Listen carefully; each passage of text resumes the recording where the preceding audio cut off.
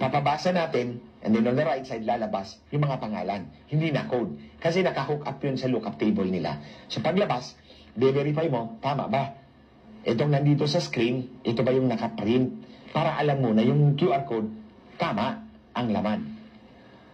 However, on January 21, 2025, less than 3 months later, nagpalabas ng panibagong resolusyon ng COMELEC.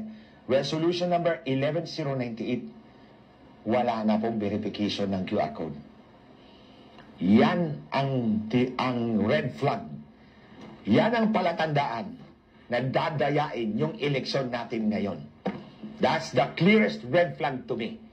Kasi kung ako yung botante, gusto kong makita na yung QR code ng resibo ko tugma doon sa nakaprinta sa resibo ko. Titingnan ko sa screen. Papabasa ko yung QR code sa makina. At titingnan ko kung